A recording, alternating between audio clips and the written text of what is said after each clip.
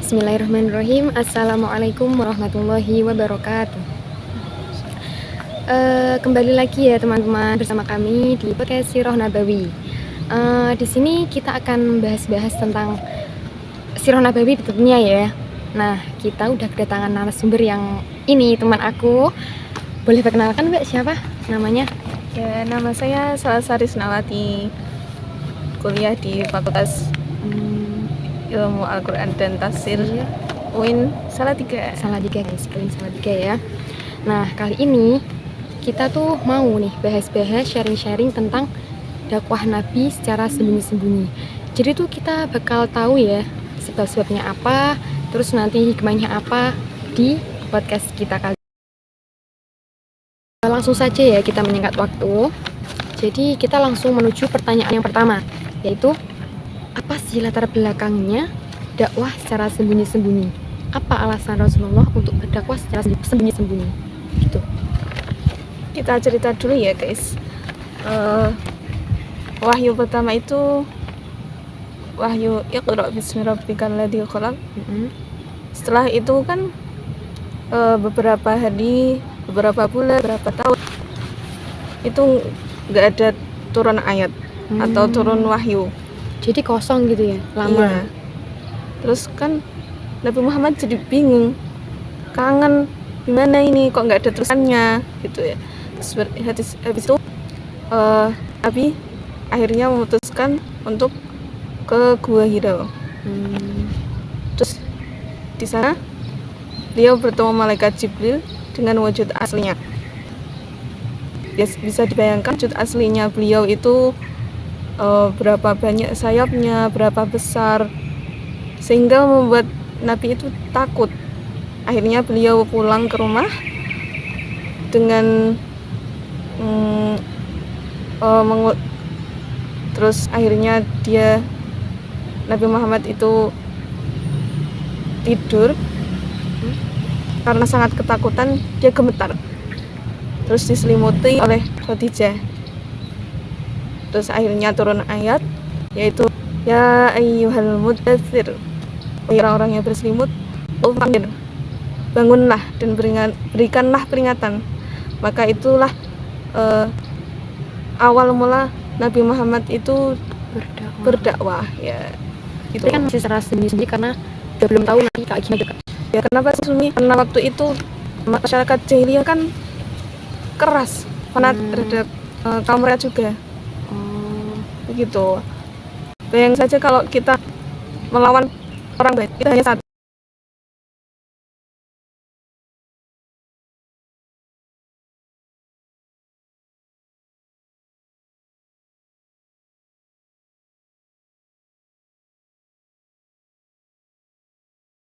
Strategi Nabi yaitu jumlah umat Islam itu masih sangat sedikit.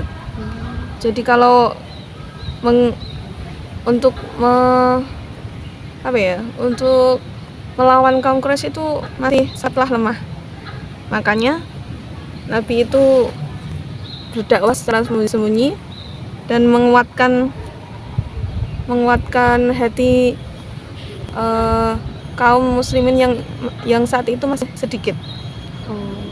Tujuannya adalah untuk melindungi dari kekerasan kaum Quraisy gitu. Oke, kita lanjut ya Mbak kalau ke soal yang kedua ke pertanyaan yang kedua biar kita tahu nih tentang gimana sih prosesnya, gimana kronologinya itu dakwah sembunyi-sembunyi, apakah di rumah seseorang atau di mana, terus siapa aja yang ikut gitu, bisa dijelaskan nggak? Dakwah Nabi secara sembunyi-sembunyi ini ada salah satu rumah sahabat yaitu Darul Arqam. Nabi memulai dakwahnya dari rumah sahabat Darul Arqam itu dengan membacakan ayat Al-Quran, terus menggembleng tauhid para sahabat. Terus ada juga sahabat-sahabat yang disebut as-sabiqunal awwalun, orang-orang yang pertama masuk Islam. Itu ada 10 disebutkan Mbak siapa? Atau hanya mungkin beberapa aja gitu? Contohnya istri beliau, Khadijah, Sayyidah Khadijah, Ali bin Abi Thalib, terus putra atau anak beliau yaitu Zaid bin dan masih banyak lagi. Kenapa hanya 10? Karena Nabi itu kan berdakwah dari orang-orang terdekat dulu. Jadi beliau mendekati pamannya, anaknya. Makanya As-Sabiqun al-Awwalun itu lebih banyak ke kerabat beliau. Oh gitu. Jadi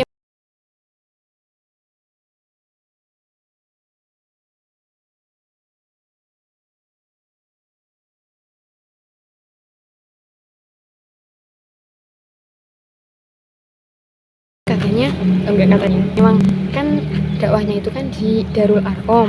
Kira-kira di mana sih? Letaknya tuh di mana? Di apa desa terpencil, apa di dekat rumah Nabi Muhammad atau gimana sih? Letaknya gimana? Letaknya ya. Letak Darul Arqam itu terletak di Bukit Safa. Itu di keramaian, jauh dari keramaian Mekah. Nah, di situ itu tuh jadi kayak sekarang apa ya, jadi transitnya Islam gitu. Jadi semua pelajaran Nabi ketika mengajarkan para sahabat itu di Darul Arqam. Kenapa? Karena Arqam itu sahabat Nabi yang masih umurnya itu masih kira-kira saat itu usianya 16 tahun. Karena dia sangat muda, belum gimana ya, kaum Quraisy itu nggak melirik dia gitu loh. Jadi kayak nggak curiga gitu loh. Makanya itu menggunakan rumah itu gitu.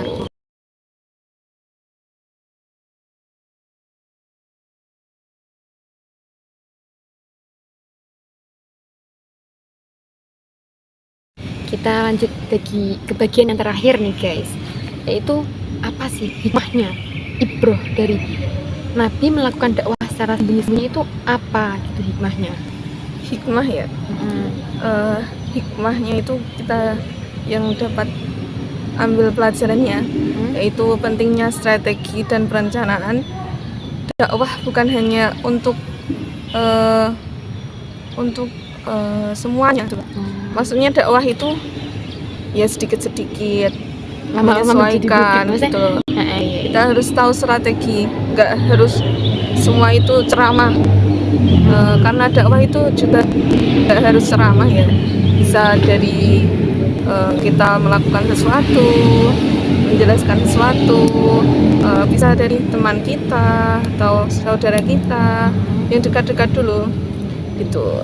Yang kedua juga mementingkan kualitas, jangan kuantitas. Apa itu kualitas? Kita harus meningkatkan kualitas dulu, baru kuantitas. Tuh. Ya, selanjutnya peran lingkaran terdekat. Jadi dakwah itu nggak harus semuanya ikut. Jadi terdekat dulu sedikit-sedikit, baru nanti ke orang-orang tetangga, ke keluarga, tetangga, baru ke semuanya gitu. Juga ada kesabaran dan keteguhan. Nabi itu sangat sabar.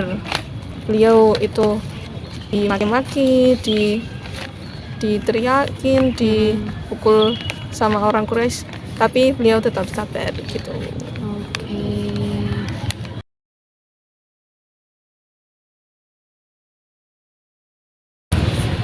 Alhamdulillah demikian ya guys episode podcast tentang dakwah Nabi sembunyi kali ini.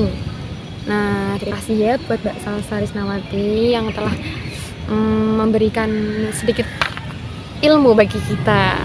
Kita kan sharing-sharing ya gitu. Terima kasih juga. Jadi kalau begitu kami Salsa dan juga saya sebagai hostnya di sini ya, kita pamit undur diri. Oke, semoga bermanfaat. Wassalamualaikum warahmatullahi wabarakatuh.